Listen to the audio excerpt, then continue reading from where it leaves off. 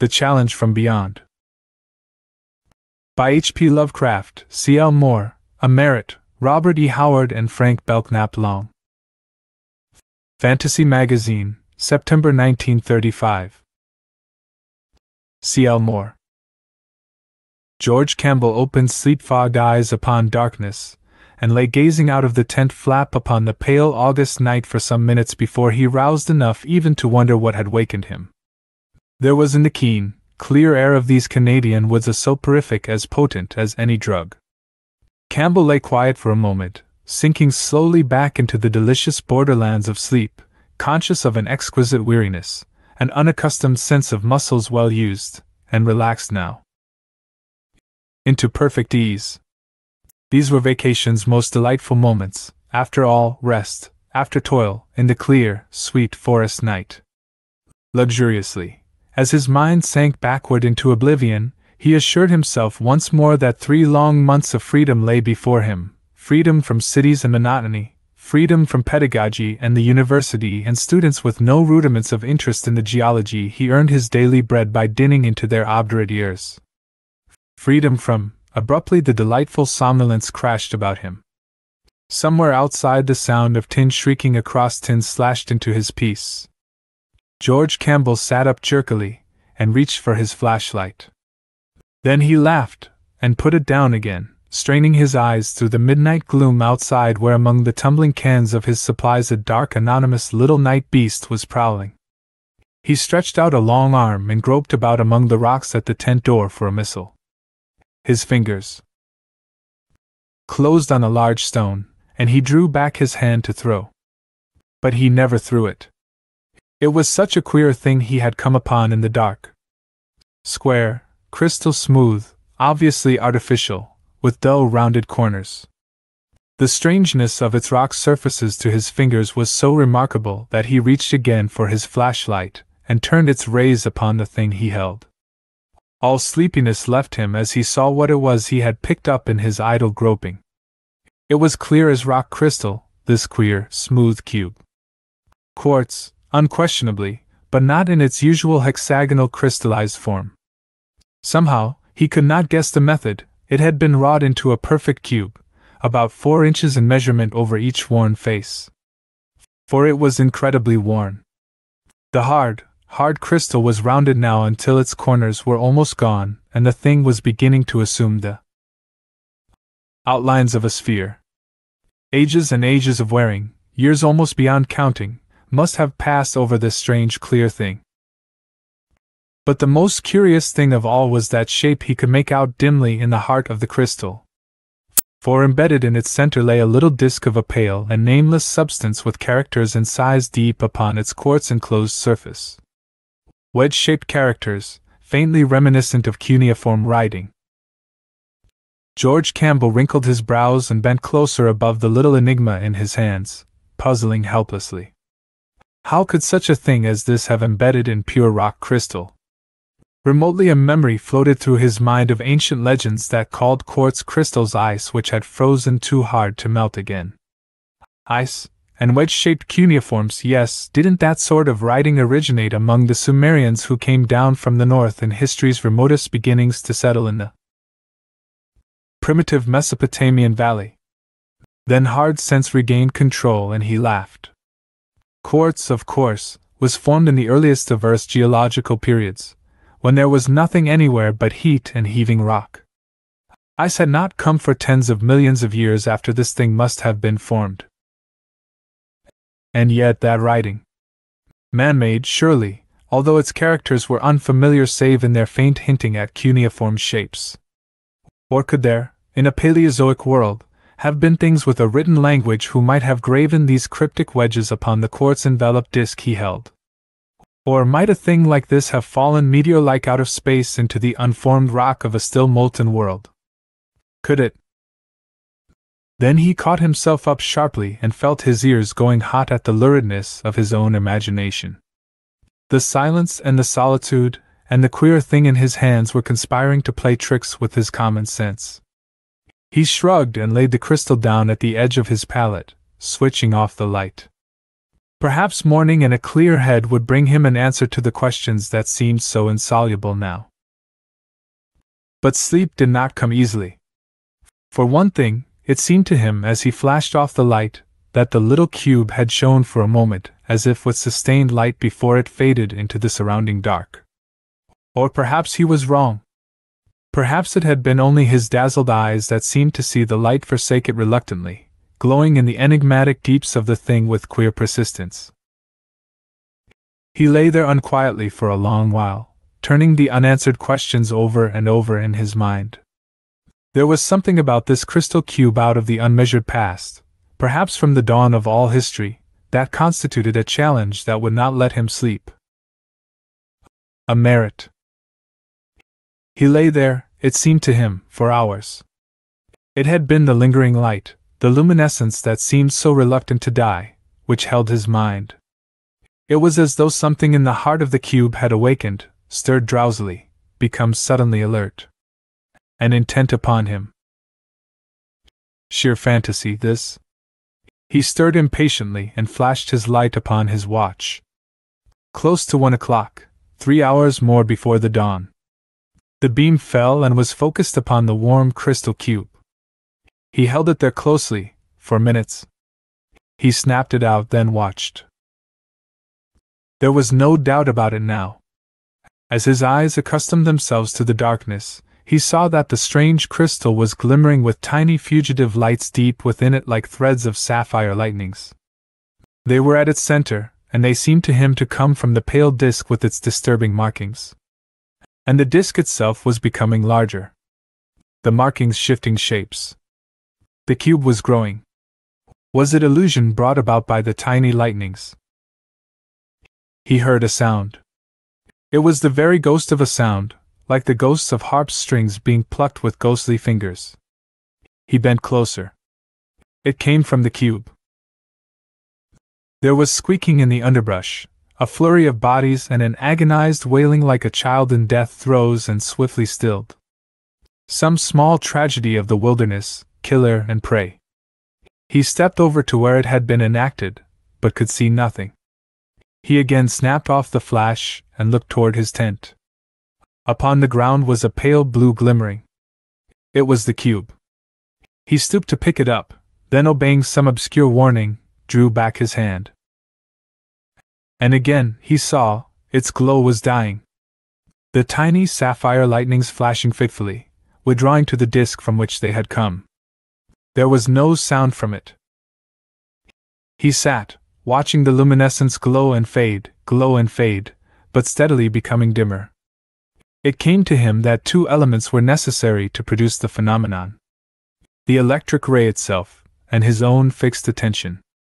His mind must travel along the ray, fix itself upon the cube's heart, if its beat were to wax, until... What? He felt a chill of spirit, as though from contact with some alien thing. It was alien, he knew it, not of this earth. Not of Earth's life. He conquered his shrinking, picked up the cube and took it into the tent. It was neither warm nor cold, except for its weight he would not have known he held it. He put it upon the table, keeping the torch turned from it, then stepped to the flap of the tent and closed it. He went back to the table, drew up the camp chair, and turned the flash directly upon the cube, focusing it so far as he could upon its heart. He sent all his will, all his concentration, along it, focusing will and sight upon the disk as he had the light. As though at command, the sapphire lightnings burned forth. They burst from the disk into the body of the crystal cube, then beat back, bathing the disk and the markings. Again these began to change, shifting, moving, advancing, and retreating in the blue gleaming. They were no longer cuneiform. They were things. Objects. He heard the murmuring music, the plucked harp strings. Louder grew the sound and louder, and now all the body of the cube vibrated to their rhythm. The crystal walls were melting, growing misty as though formed of the mist of diamonds. And the disk itself was growing. The shapes shifting, dividing and multiplying as though some door had been opened and into it companies of phantasms were pouring. while brighter, more bright grew the pulsing light. He felt swift panic, tried to withdraw sight and will, dropped the flash. The cube had no need now of the ray. And he could not withdraw. Could not withdraw. Why, he himself was being sucked into that disk which was now a globe within which unnameable shapes danced to a music that bathed the globe with steady radiance. There was no tent. There was only a vast curtain of sparkling mist behind which shone the globe. He felt himself drawn through that mist, sucked through it as if by a mighty wind, straight for the globe. H.P. Lovecraft. As the mist-blurred light of the sapphire suns grew more and more intense, the outlines of the globe ahead wavered and dissolved to a churning chaos. Its pallor and its motion and its music all blended themselves with the engulfing mist, bleaching it to a pale steel color and setting it undulantly in motion. And the sapphire suns, too, melted imperceptibly into the graying infinity of shapeless pulsation. Meanwhile the sense of forward, outward motion grew intolerably, incredibly, cosmically swift. Every standard of speed known to Earth seemed dwarfed, and Campbell knew that any such flight in physical reality would mean instant death to a human being. Even as it was, in this strange, hellish hypnosis or nightmare, the quasi-visual impression of meteor-like hurtling almost paralyzed his mind. Though there were no real points of reference in the gray, pulsing void, he felt that he was approaching. And passing the speed of light itself. Finally his consciousness did go under, and merciful blackness swallowed everything. It was very suddenly, and amidst the most impenetrable darkness, that thoughts and ideas again came to George Campbell. Of how many moments, or years, or eternities, had elapsed since his flight through the grey void, he could form no estimate. He knew only that he seemed to be at rest and without pain. Indeed, the absence of all physical sensation was the salient quality of his condition. It made even the blackness seem less solidly black, suggesting as it did that he was rather a disembodied intelligence in a state beyond physical senses, than a corporeal being with senses deprived of their accustomed objects of perception. He could think sharply and quickly, almost preternaturally so, yet could form no idea whatsoever of his situation. Half by instinct, he realized that he was not in his own tent. True, he might have awaked there from a nightmare to a world equally black, yet he knew this was not so. There was no camp cot beneath him, he had no hands to feel the blankets and canvas surface and flashlight that ought to be around him, there was no sensation of cold in the air, no flap through which he could glimpse the pale night outside. Something was wrong, dreadfully wrong. He cast his mind backward and thought of the fluorescent cube which had hypnotized him, of that, and all which had followed. He had known that his mind was going, yet had been unable to draw back. At the last moment there had been a shocking, panic fear, a subconscious fear beyond even that caused by the sensation of demonic flight. It had come from some vague flash or remote recollection, just what, he could not at once tell. Some cell group in the back of his head had seemed to find a cloudily familiar quality in the cube, and that familiarity was fraught with dim terror. Now he tried to remember what the familiarity and the terror were. Little by little it came to him. Once, long ago, in connection with his geological life work, he had read of something like that cube. It had to do with those debatable and disquieting clay fragments called the Eltdown shards, dug up from precarboniferous strata in southern England 30 years before.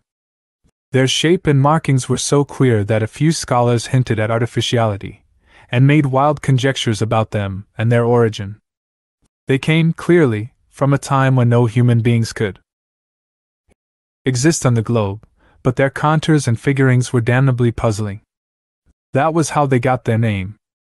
It was not, however, in the writings of any sober scientist that Campbell had seen that reference to a crystal, disc-holding globe. The source was far less reputable, and infinitely more vivid. About 1912 a deeply learned Sussex clergyman of occultist leanings, the Reverend Arthur Brooke Winters Hall, had professed to identify the markings on the Eltdown shards with some of the so-called pre-human hieroglyphs persistently cherished and esoterically handed down in certain mystical circles, and had published at his own expense what purported to be a translation of the primal and baffling inscriptions. A translation still quoted frequently and seriously by occult writers. In this translation, a surprisingly long brochure in view of the limited number of shards existing, had occurred the narrative, supposedly of pre-human authorship, containing the now frightening reference. As the story went, there dwelt on a world, and eventually on countless other worlds, of outer space a mighty order of worm-like beings whose attainments and whose control of nature surpassed anything within the range of terrestrial imagination. They had mastered the art of interstellar travel early in their career, and had peopled every habitable planet in their own galaxy, killing off the races they found. Beyond the limits of their own galaxy, which was not ours, they could not navigate in person, but in their quest for knowledge of all space and time they discovered a means of spanning certain transgalactic gulfs with their minds. They devised peculiar objects, strangely energized cubes of a curious crystal containing hypnotic talisman, and enclosed in space-resisting spherical envelopes of an unknown substance, which could be forcibly expelled beyond the limits of their universe, and which would respond to the attraction of cool solid matter only. These, of which a few would necessarily land on various inhabited worlds and outside universes, formed the ether bridges needed for mental communication. Atmospheric friction burned away the protecting envelope, leaving the cube exposed and subject to discovery by the intelligent minds of the world where it fell. By its very nature, the cube would attract and rivet attention. This, when coupled with the action of light, was sufficient to set its special properties working. The mind that noticed the cube would be drawn into it by the power of the disk, and would be sent on a thread of obscure energy to the place whence the disk had come, the remote world of the worm-like space explorers across stupendous galactic abysses. Received in one of the machines to which each cube was attuned, the captured mind would remain suspended without body or senses until examined by one of the dominant race. Then it would, by an obscure process of interchange, be pumped of all its contents. The investigator's mind would now occupy the strange machine while the captive mind occupied the interrogator's worm-like body. Then, in another interchange, the interrogator's mind would leap across boundless space to the captive's vacant and unconscious body on the transgalactic world, animating the alien tenement as best it might, and exploring the alien world in the guise of one of its denizens. When done with exploration, the adventurer would use the cube and its disk in accomplishing his return, and sometimes the captured mind would be restored safely to its own remote world. Not always, however, was the dominant race so kind. Sometimes, when a potentially important race capable of space travel was found, the worm-like folk would employ the cube to capture and annihilate minds by the thousands, and would extirpate the race for diplomatic reasons, using the exploring minds as agents of destruction. In other cases, sections of the worm folk would permanently occupy a transgalactic planet, destroying the captured minds and wiping out the remaining inhabitants preparatory to settling down in unfamiliar bodies. Never, however, could the parent civilization be quite duplicated in such a case, since the new planet would not contain all the materials necessary for the worm race arts. The cubes, for example, could be made only on the home planet. Only a few of the numberless cubes sent forth ever found a landing and response on an inhabited world, since there was no such thing as aiming them at goals beyond sight or knowledge. Only 3, ran the story, had ever landed on peopled worlds in our own particular universe. One of these had struck a planet near the galactic rim 2,000 billion years ago, while another had lodged 3 billion years ago on a world near the center of the galaxy. The third, and the only one ever known to have invaded the solar system, had reached our own Earth 150 million years ago. It was with this latter that Dr. Winters Hall's translation chiefly dealt. When the cube struck the Earth, he wrote, the ruling terrestrial species was a huge, cone-shaped race surpassing all others before or since in mentality and achievements. This race was so advanced that it had actually sent minds abroad in both space and time to explore the cosmos, hence recognized something of what had happened when the cube fell from the sky, and certain individuals had suffered mental change after gazing at it. Realizing that the changed individuals represented invading minds, the race's leaders had them destroyed, even at the cost of leaving the displaced minds exiled in alien space. They had had experience with even stranger transitions.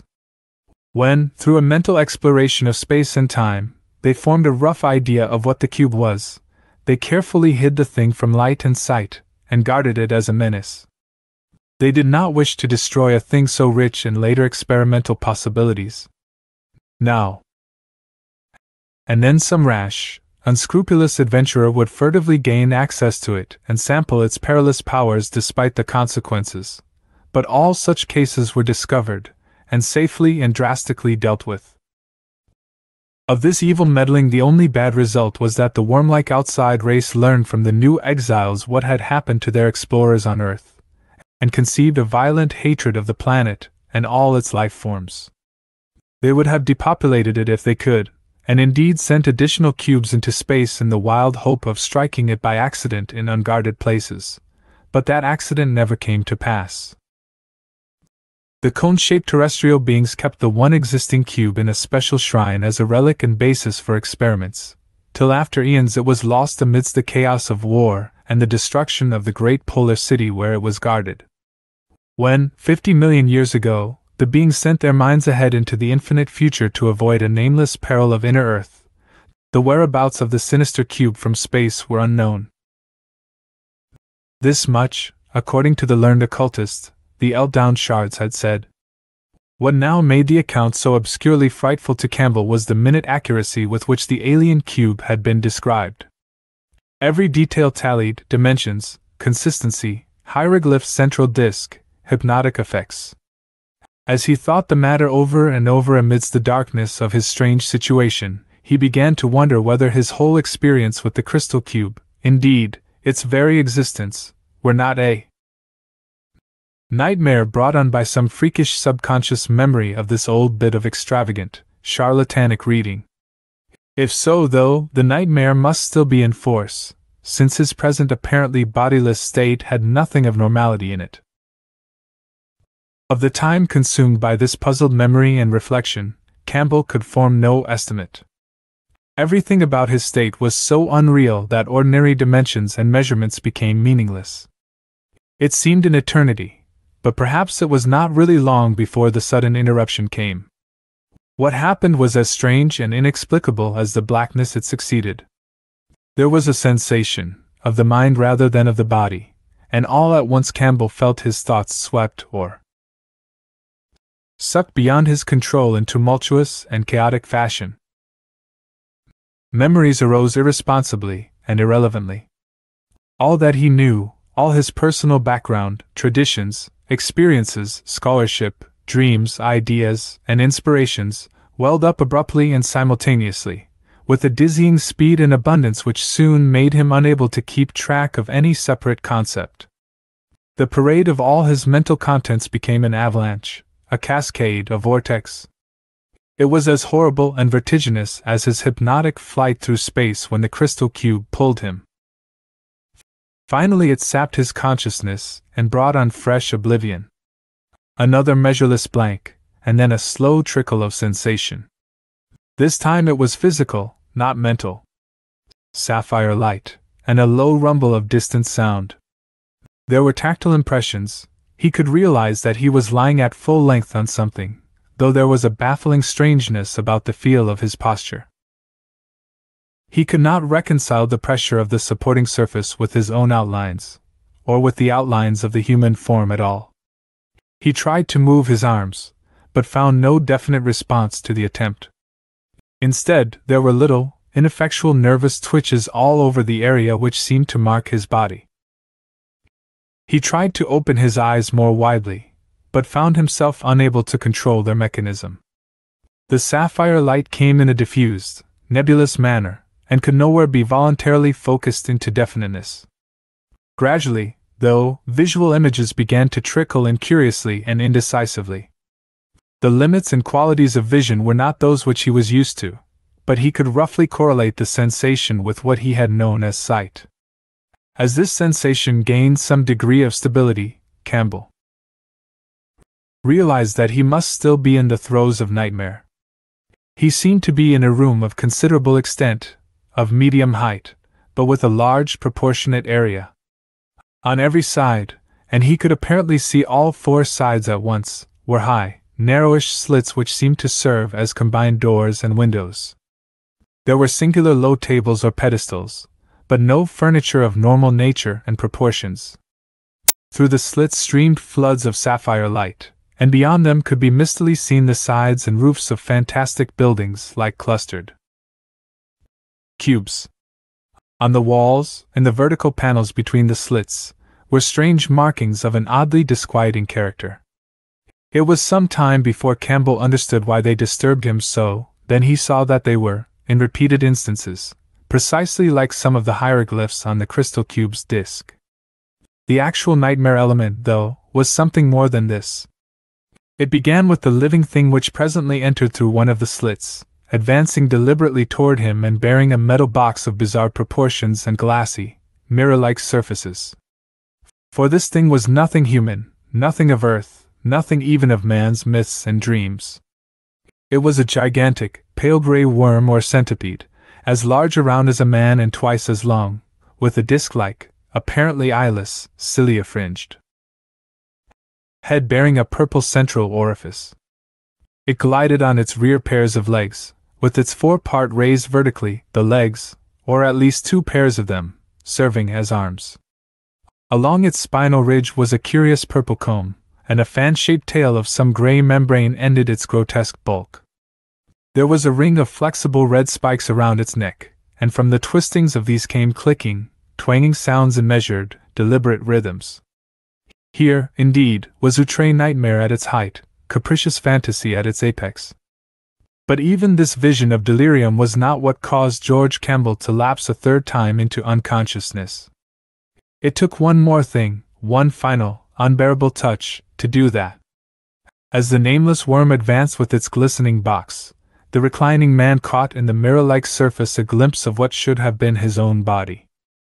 Yet, horribly verifying his disordered and unfamiliar sensations, it was not his own body at all that he saw reflected in the burnished metal.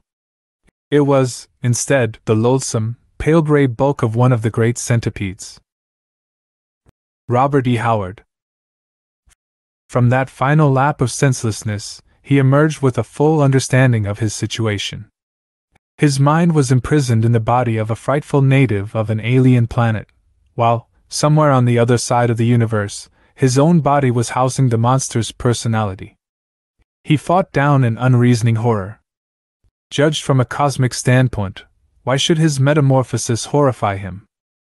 Life and consciousness were the only realities in the universe. Form was unimportant.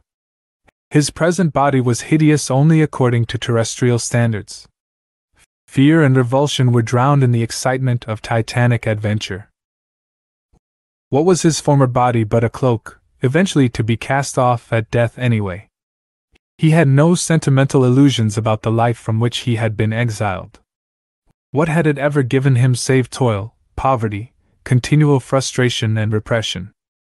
If this life before him offered no more, at least it offered no less. Intuition told him it offered more, much more. With the honesty possible only when life is stripped to its naked fundamentals, he realized that he remembered with pleasure only the physical delights of his former life. But he had long ago exhausted all the physical possibilities contained in that earthly body. Earth held no new thrills.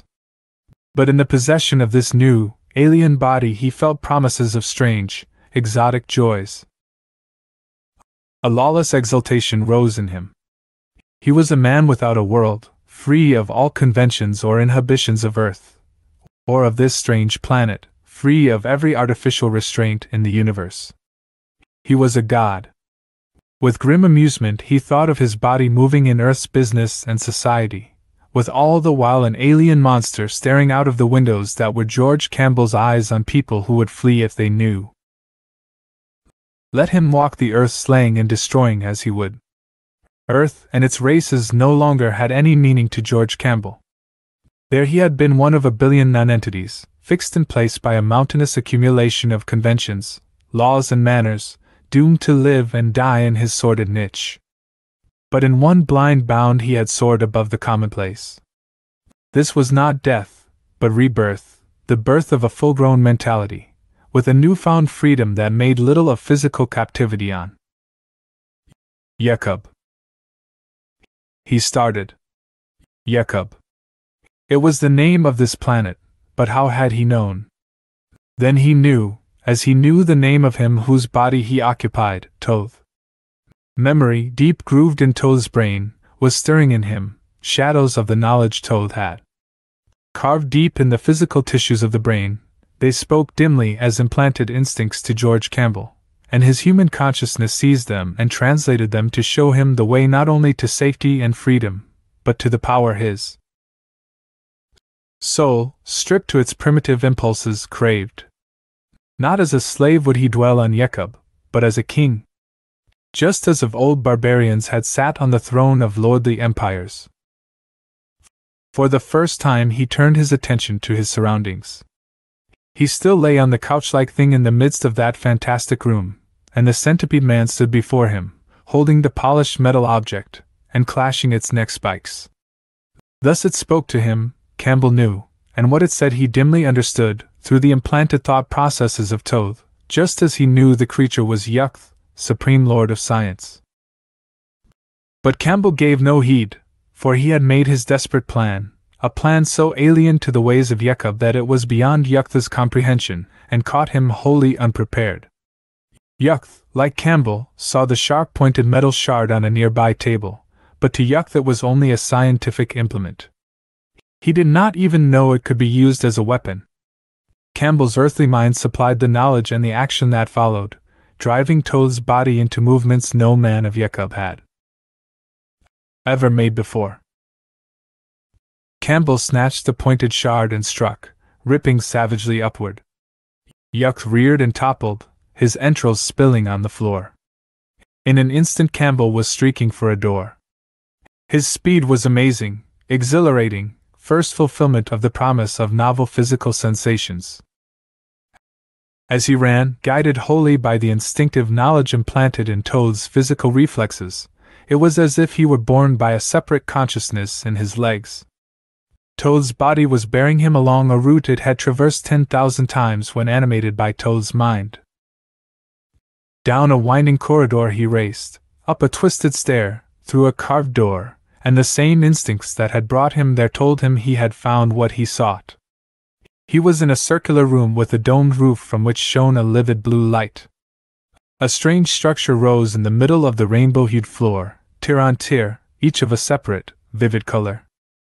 The ultimate tier was a purple cone, from the apex of which a blue smoky mist drifted upward to a sphere that poised in midair, a sphere that shone like translucent ivory.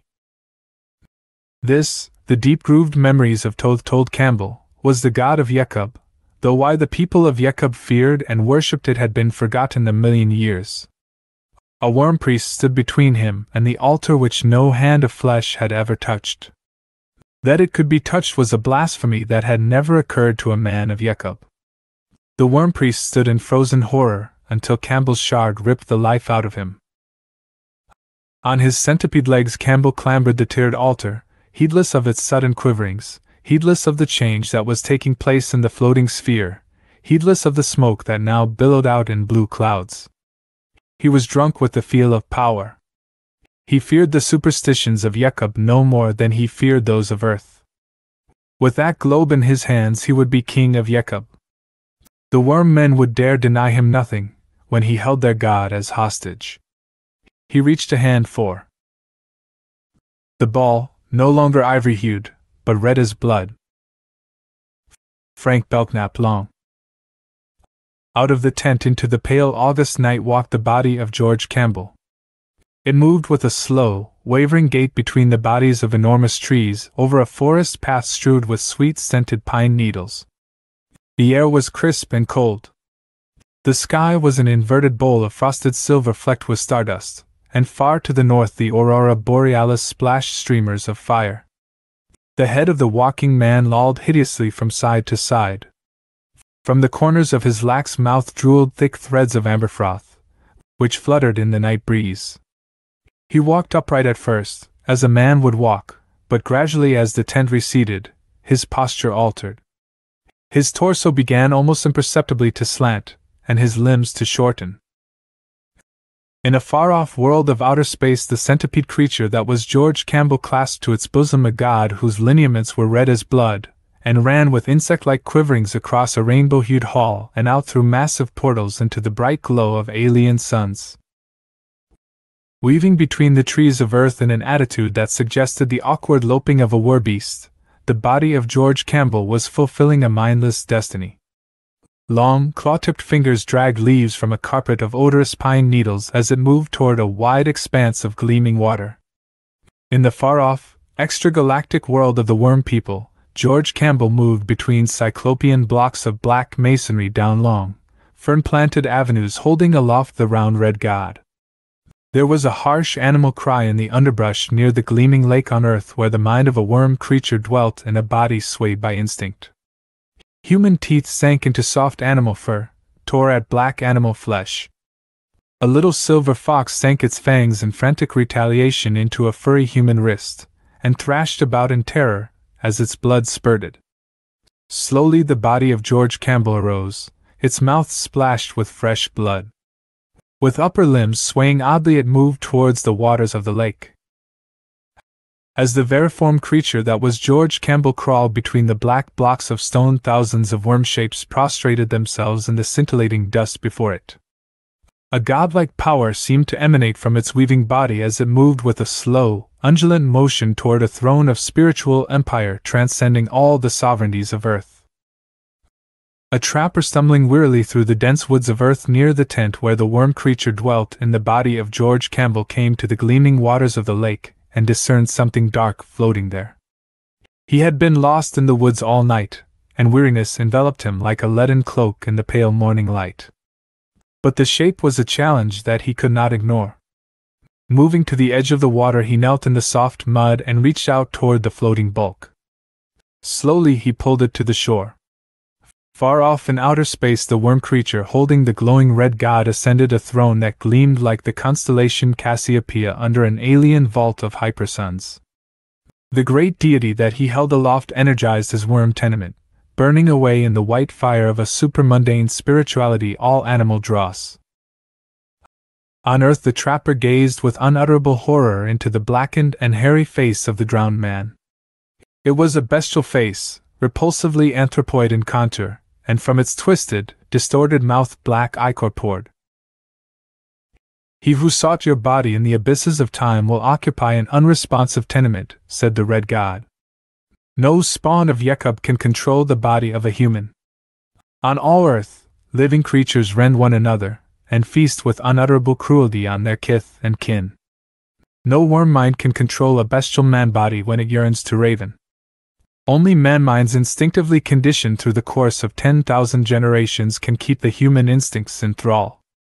Your body will destroy itself on earth, seeking the blood of its animal kin, seeking the cool water where it can wallow at its ease. Seeking eventually destruction, for the death instinct is more powerful in it than the instincts of life, and it will destroy itself in seeking to return to the slime from which it sprang." Thus spoke the round red god of Yekub in a far-off segment of the space-time continuum to George Campbell as the latter, with all human desire purged away, sat on a throne and ruled an empire of worms more wisely, kindly, and benevolently than any man of earth had ever ruled an empire of men.